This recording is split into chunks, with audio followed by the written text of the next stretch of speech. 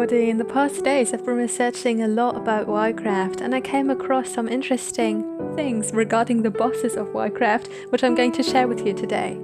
Before we start, I'm not a member of TRG. This is only what I looked up and I'm just going to give my opinion on this based on what I found.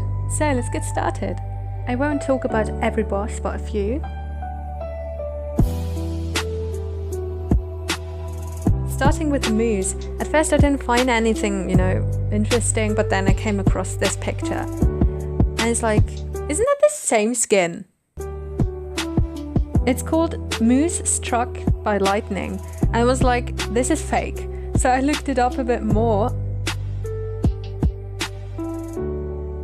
So I found 3 websites where I found this picture on.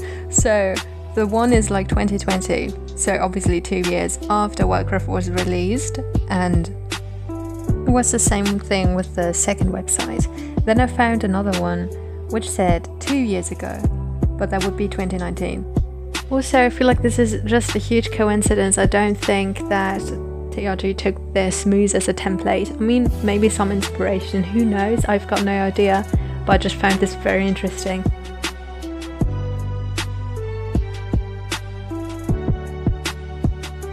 So the Tigon, the liger, a mixture of a tiger and a lion. The story behind them is awful. They have characteristics of a lion as well as of a tiger. Why do they exist? Irresponsible breeders is the short answer. Liger is the result of breeding a male lion to a tigress. They say it's not something that happens in nature, and often the tigress dies, or is just horrible in every way.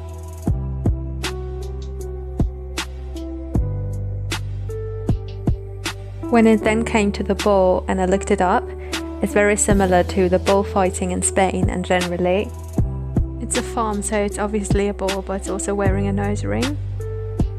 Coming to the Asiatic black bear, it's always been hunted really badly and almost extinct. But I mean, nowadays nearly every wild animal is somehow endangered, so that means nothing maybe.